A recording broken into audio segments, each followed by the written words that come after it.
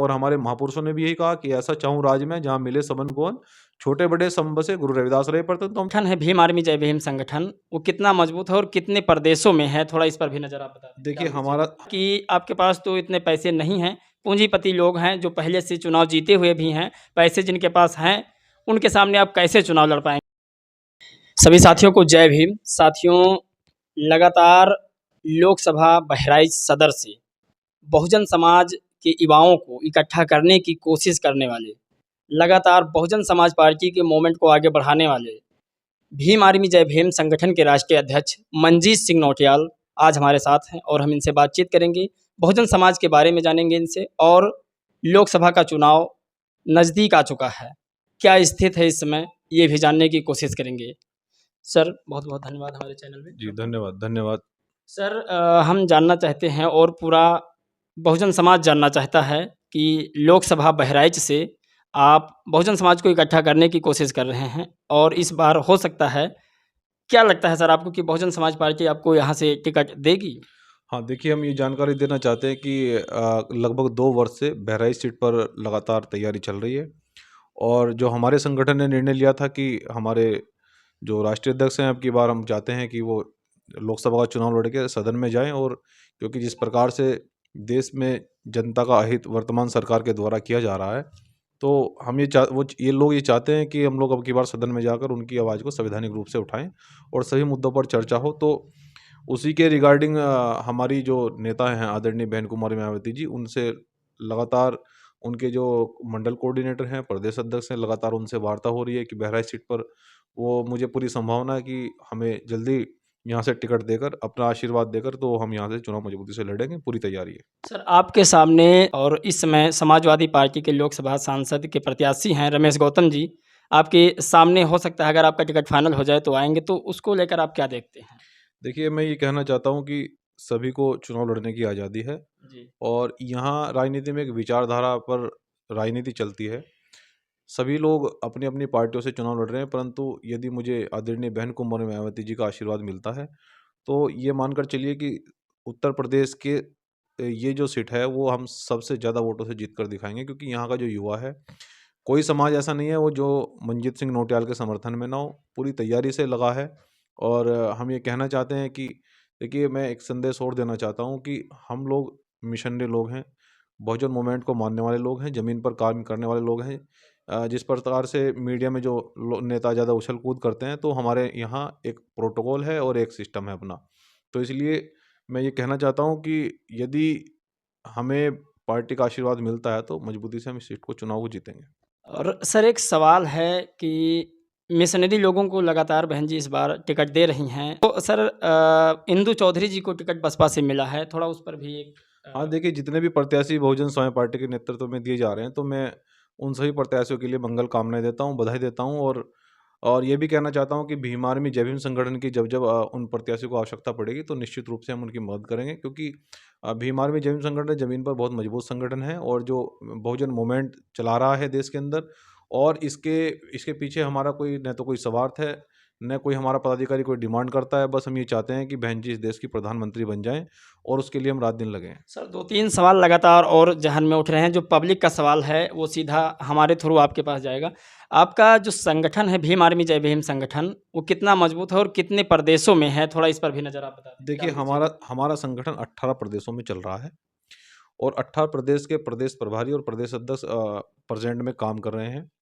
और आप ये मानकर चलिए कि जिस समय अब विधानसभा चुनाव 5 राज्यों में था, तो उसमें बड़ी मजबूती से हम लोगों ने बहुजन समाज पार्टी को सपोर्ट किया था, क्योंकि शुरू से ही भीम आर्मी जय भीम संगठन जब से 2006 से सरकार बनी थी, तो अब तक मैं कार्यकर्ता के रूप में बहुजन समाज पार्टी के लिए समर्पित होकर काम कर रहा हूँ और आज तक मैंने कोई डिमांड नहीं करी। लेकिन ये बहराइच की सीट का भी ऐलान ये बहुजन समाज के युवाओं ने किया है। ये युवा ने ये मेरे सामने प्रस्ताव रखा था कि हम चाहते हैं कि आप इस बार चुनाव लड़ें। तो यहाँ लोकतंत्र को मानना चाहिए, और जब हमारे नेता, हमारे पदाधिकारी किसी बात को कह रहे हैं, तो मेरा कर्तव्य है कि उनकी बात को गंभीरता से सुनकर उस काम को करना, उस प्रक्रिया को आगे बढ़ाना। इसलिए इन हमारे संगठन के नेताओं ने ये निर्णय लिया है कि आप लोकसभा बहराइच से चुनाव लड़ेंगे। तो निश्चित रूप से अगर मुझे टिकट मिलता है बहुजन समाज पार्टी का, देखिए मैं एक चीज़ बता देना चाहता हूँ, बहुत महत्वपूर्ण है, क्योंकि आदरणीय बहन जी तक सभी मैसेज नहीं पहुँच पाते।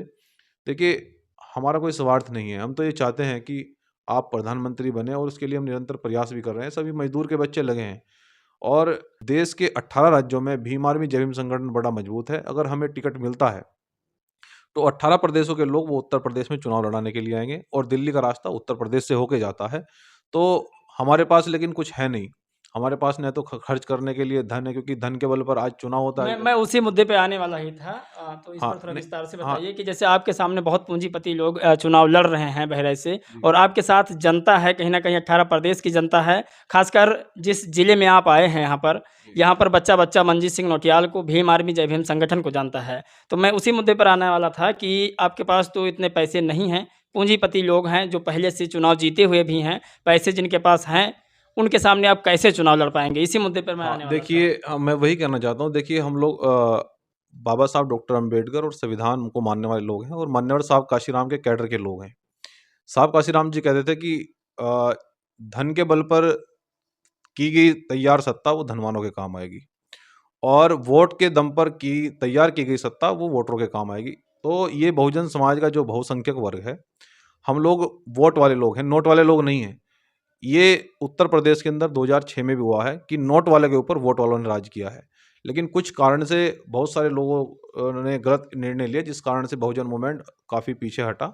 लेकिन फिर से भीम आर्मी जय भीम संगठन के नेतृत्व में और बहुजन समाज पार्टी के नेतृत्व में, हमारी आदरणीय बहन कुमारी मायावती जी के नेतृत्व में, इस मिशन को आगे हम लगातार इस बार मैं ये कहना चाहता हूँ और ये पूरे विश्वास के साथ कहना चाहता हूँ कि जितने भी धन्ना सेठ या पूंजीपति लोग हमारे सामने चुनाव लड़ेंगे, देखिए, हम संविधान को मानने वाले लोग हैं, क्योंकि यहाँ वोट की कीमत है। लोकतंत्र में वोट की कीमत होती है, लोकतंत्र में नोट की कीमत नहीं होती है। तो हम वोट वाले लोग हैं, तो निश्चित रूप से हमने 2006 में भी पूर्ण बहुमत से सरकार बनाई है और इस बार भी हम लोग जिसके हित में ज़्यादा वोट होगा, वो निश्चित रूप से जीतेगा, और ये पूरी आशा है। सर एक सवाल और है कि क्या भीम आर्मी जय भीम संगठन बसपा के बताए हुए रास्तों पर चलेगा या फिर इसका खुद का एक रास्ता होगा? जैसे कि भीम आर्मी जय भीम संगठन को एक लोग धारणा रखते हैं कि ब्राह्मण, क्षत्रिय और जो वैश्य हैं, इनको लेकर के कुछ गलत अफ़वाहें लगातार लोग उड़ाते रहते हैं।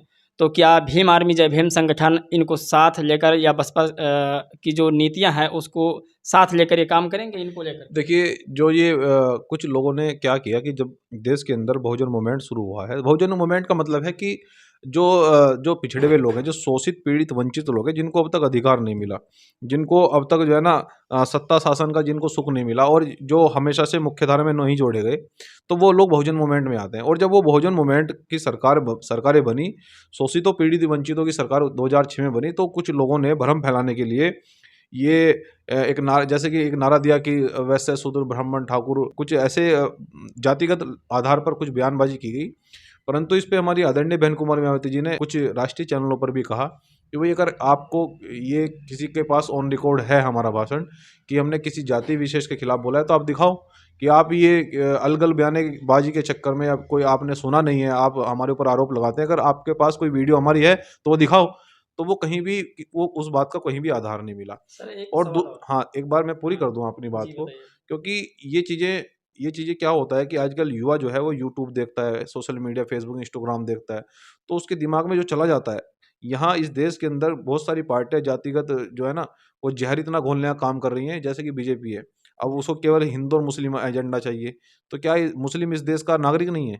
क्या मुस्लिमों बिल्कुल। को कॉन्स्टिट्यूशन में जब मुस्लिमों को यहाँ अधिकार दिया गया है, उनको नागरिकता दी गई है, तो बीजेपी कौन होती है उनको उनसे सर्टिफिकेट माँगने वाली? तो ये जो सब चीज़ें हैं, जिस प्रकार से यहाँ जातिगत ज़हर फैलाया जा रहा है, तो भीम आर्मी जय भीम संगठन या बहुजन समाज पार्टी इसके सख्त खिलाफ है, और हम ये कहना चाहते हैं कि बाबा साहब डॉक्टर अम्बेडकर वो जाति के खिलाफ थे, तो हम जाति को नहीं मानते हैं। हम तो केवल भारतीय हैं, हम मानवता को मानते हैं, और हमारे महापुरुषों ने भी यही कहा कि ऐसा चाहूँ राज में जहाँ मिले सबन को अन, छोटे-बड़े सम बसे गुरु रविदास रहे परतन। तो हम तो समानता चाहते हैं, भाईचारा, सबको समान मिले अधिकार। ऐसा नहीं है कि एक व्यक्ति इस देश का इतना बड़ा पूंजीपति है कि कई हज़ार कंपनियों का मालिक है और उसके पड़ोस में एक व्यक्ति भूखा मर रहा है, तो ये इस व्यवस्था के हम लोग खिलाफ हैं। ये क्या कभी बसपा या मायावती जी ने कभी ऐसा शब्द कहा है कि मिले मुलायम काशीराम? हाँ, देखिए ये कुछ लोग क्या होते हैं कि कुछ लोग बहुजन मूवमेंट को ख़राब करने के लिए और अपने मिशन को ख़राब करने के लिए ये इधर-उधर से लोग लाए जाते हैं और ये विरोधी लोगों का काम होता है। ये हमेशा से आरएसएस के लोगों का काम हुआ है कि मिले मुलायम काशीराम। काशीराम और हवा में उड़ गए जय श्री राम। भई, जय श्री राम भी देश के महापुरुष हैं जी। और मान्यवर मुलायम सिंह भी देश के महापुरुष हैं, मान्यवर काशीराम साहब भी देश के महापुरुष हैं। तो महापुरुषों की कोई जाति नहीं होती है। कौन होते हैं हवा में उड़ाने वाले? तो ये जो बयानबाजी हैं, ऐसे लोगों से मैं देश की जनता से, खासकर देश के युवाओं से अपील करना चाहता हूँ कि ऐसे लोगों से आप लोग सावधान रहें। संविधान को पढ़िए आप। संविधान से ही आपको नौकरी मिलेगी, संविधान से ही आप नेता बनेंगे और संविधान से ही आपको सब न्याय प्रक्रिया लोकतंत्र के चारों स्तंभ हैं, वो संविधान पर ही आधारित हैं। तो इसलिए संविधान को मानिए, इधर-उधर की बातों में न पड़कर जो लोग बयानबाजी करते हैं, बिल्कुल। हम ये चाहते हैं कि देश का युवा हम देश की ओर से एक बात कहना चाहते हैं कि वो हमारी बातों को सुनता भी है कि आप शिक्षा पर बात कीजिए, आप जाति पर क्यों बात करना चाहते हैं? बहुत सारी कुर्सियाँ ऐसी हैं, बहुत सारे अपर कास्ट के लोग ऐसे हैं जो बड़े पैमाने पर वंचितों की, शोषितों की, पीड़ितों की मदद करते हैं कि तो क्या अपर कास्ट के लोगों को गलत ठहराया जाए? तो मैं इस चीज़ का विरोध करता हूँ। तो हमें विकास पर बात करनी चाहिए, हमें टेक्नोलॉजी पर बात करनी चाहिए, हमें जो है ना समानता पर बात करनी चाहिए, जिससे कि जो हमारे देश की पहचान है, जो हमारे देश की पहचान का विश्व के लोग जो पूरे लोहा मानते हैं कि देश के अंदर इतने जाति और मज़हब के लोग रहते हैं और जब भी यहाँ इतना भाईचारा है, बाबा साहब का संविधान बनाया हुआ संविधान इसलिए तो पूरे विश्व के अंदर प्रख्यात है कि यहाँ इतने जाति और धर्म के लोग रहते हैं और उनको एक समान सूत्र में पिरोकर और सबको समान अधिकार देकर और कोई किसी का मतलब ये नहीं किसी के साथ में तुष्टिकरण किया गया हो किसी का या किसी के साथ में भेदभाव किया गया हो, सबको समान अधिकार दिया। इसलिए तो हमारा देश पूरे विश्व में प्रभावित है। हमारे देश का संविधान पूरे देश में विख्यात है। सर, लास्ट का ये सवाल है कि 4 जून को परिणाम आएँगे। 5 जून को मंजीत सिंह नौटियाल क्या बहराइच की जनता से मिलेंगे? देखिए, मैं ये कहना चाहता हूँ, ये कहने की आवश्यकता नहीं है। मैं तो काम करने वाला व्यक्ति हूँ और मैं अपने बहराइच की जनता से भी बार-बार जितने भी सभी ज़िम्मेदार लोग यहाँ पर, क्योंकि माहौल एक बहुत अच्छा माहौल बना है। सभी लोग बड़े खुश हैं कि अगर अध्यक्ष जी को टिकट हो जाता है तो यहाँ बड़ी मजबूती से सर्व समाज के लोग ये कह रहे हैं कि हम लोग पार्टी को नहीं देखेंगे, आपको हम वोट देंगे और इस बार हम यहाँ से आपको जिता कर भेजेंगे। तो मुझे पूरी उम्मीद है कि मुझे यहाँ से इतना प्यार मिलेगा कि मैं उनकी बात को सदन में उठाऊँगा। और बात रही 5 जून की, देखिए हमने हमेशा से सड़कों पर संघर्ष किया है। देश की जनता की लड़ाई लड़ी हो, अन्याय किसी के भी खिलाफ हो, जाति के हम विशेष रूप से खिलाफ हैं। अन्याय जब भी किसी के खिलाफ हुआ है तो हम उनके साथ में खड़े हुए हैं, चाहे वो 2 अप्रैल का मामला हो, चाहे वो शिक्षक भर्ती आंदोलन हो, चाहे वो सीए का मामला हो और चाहे वो अपर कास्ट के लोगों का मामला हो, चाहे वो पिछड़ी जाति का मामला हो, किसी भी अ, वर्ग के मामले को लेकर अगर किसी के साथ में उत्पीड़न होता है तो हमने हमेशा से आवाज़ उठाई है। अभी ठाकुर समाज की लड़कियां का एक उसमें मध्य प्रदेश में उनको रेप करके उनकी हत्या की गई थी। तो बहुत सारे लोगों ने मुझसे मीडिया से सवाल पूछा कि वो तो अपर कास्ट की लड़की है। अरे वो अपर कास्ट की लड़की क्या, वो लड़की नहीं है, वो हमारी बेटी है, हमारी बहन है, वो देश की बेटी है, वो भारतीय है और हम उसके लिए अन्याय के खिलाफ लड़ेंगे और हमारी जान भी चले जाए, हम किसी प्रकार से पीछे नहीं हटेंगे। तो जो लोग जाति का जहर घोल रहे हैं इस देश के अंदर, तो मैं युवाओं से कहना चाहता हूँ कि आप इन चीज़ों से बचिए। देश को नुकसान होता है और जब देश को नुकसान होता है तो ये युवाओं को नुकसान होगा। हमारा देश इतना अच्छा देश है, हमारा देश पूरे विश्व के अंदर प्रख्यात है कि यहाँ सभी जाति और धर्म के लोग रहते हैं और इतना आपस में भाईचारा है, प्यार है और इतना सुंदर हमारे देश की कितनी इतनी अच्छी खासियत है कि कदम-कदम पे हमारे यहाँ की भाषा चेंज हो जाती है, कदम-कदम पे हमारे यहाँ लैंग्वेज चेंज हो जाती है, कदम-कदम पे पानी चेंज हो जाता है, कदम-कदम पे संस्कृति चेंज हो जाती है। तो मुझे लगता है कि मैं तो ये कहना चाहता हूँ कि अगर 7 जन्मों में भी अगर मुझे कहीं ईश्वर अगर जन्म दे तो वो भारत में दे। मैं यही कह रहा हूँ लगातार कि जो व्यक्ति चुनाव के बाद भी आपकी आवाज़ को सरकार तक पहुँचाने की हिम्मत रखता हो, उस व्यक्ति को आप ज़रूर चुनें। ये सवाल मंजीत सिंह जी का अकेले नहीं है।